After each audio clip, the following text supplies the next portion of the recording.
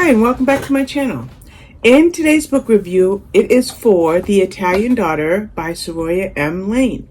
Now, I am so happy that I got this book for review because it's the first book in a new series. In fact, the series is called The Lost Daughters #1.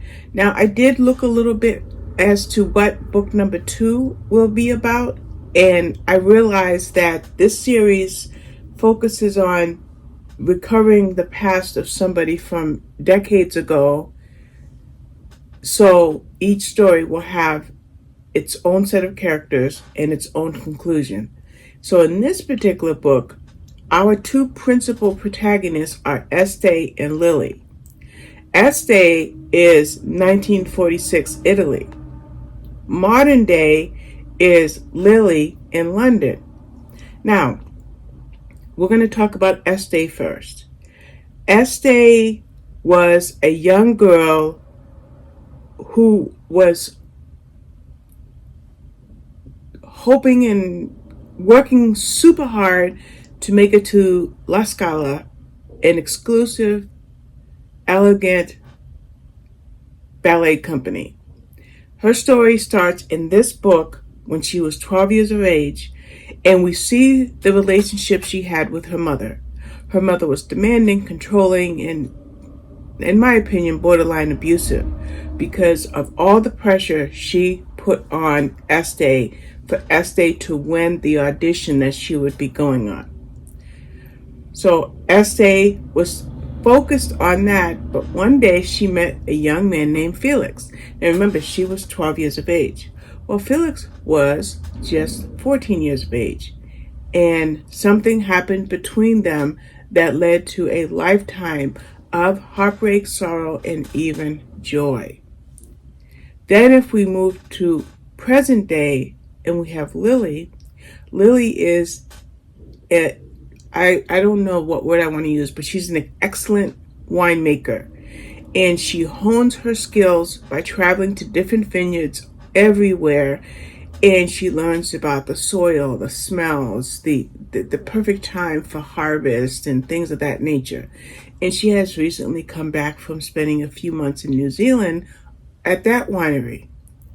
Well, now she gets a chance to work at a different winery and orchard in Italy, and per the way she works, she knows she will be there for a few months.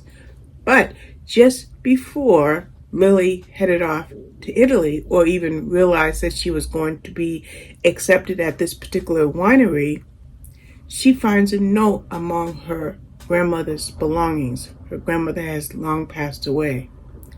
This note led to an appointment with the executioner of paperwork, which led to a box. So now Lily has a box. In that box, she found a clue that might have said, or might prove, I should say, that her grandmother was actually Italian.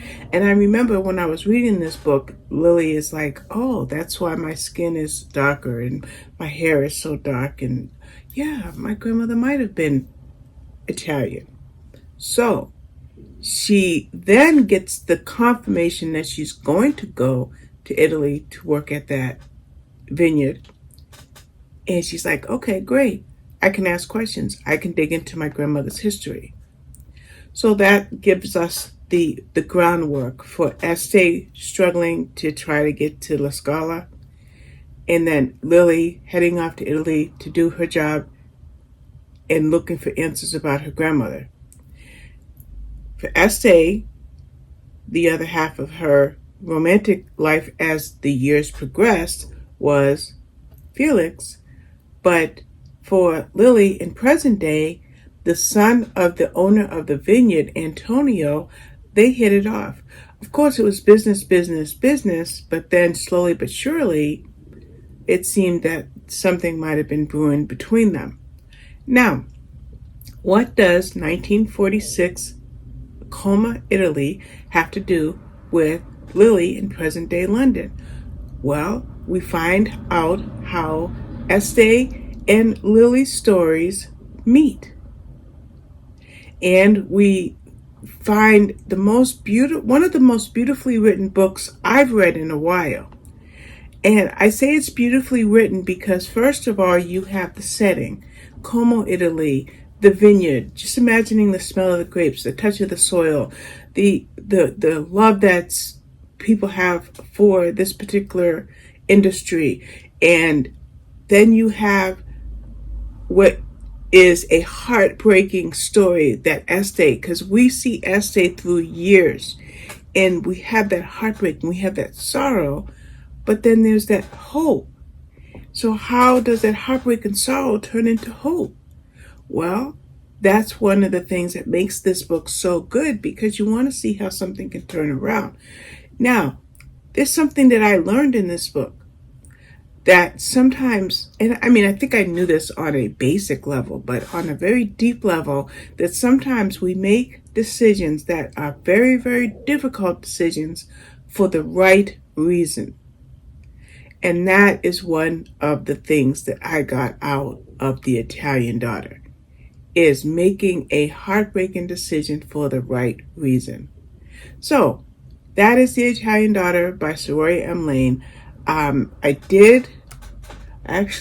be able to tell you what the next book, I don't know when the next book will be coming out, but I do know that it was the next book is The Sugar King's Daughter, and that is between London and Cuba. Remember, this one was between Italy and London. Well, The Sugar King's Daughter will be between London and Cuba. And then she also will be writing books that will feature Greece and France. So check out this book by Soraya M. Lane. You won't be disappointed. In fact, I would imagine that you can get this. I'm on a different tablet below. I'm on a different tablet, so that's why I was hesitating. I'm guessing that you can get this book on Kindle Unlimited, but we're going to find out. Yes, you can get this book any manner of ways. You can buy it to further support the art. I don't know why that didn't come up. Let's try this again. It's something entirely different came up. You can get it on Kindle Unlimited, paperback, print on demand for $10.99. Pre-order price, well, the regular price would be $3.99, and you can get it as an Audible credit. Let's talk about that for a minute. I got The Italian Daughter as an ebook, but then I found that it came up on NetGalley as an audiobook.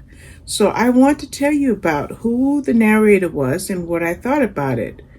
I totally forgot to bring that up, so I know I just added on a couple of minutes to this book review. As an audiobook, it was narrated by Zoe Mills. And let me tell you, I love the way she narrated this book. Now remember, part of it was in Italy, so our narrator would have to use really good accents and nuances of language, and she did a good job with that.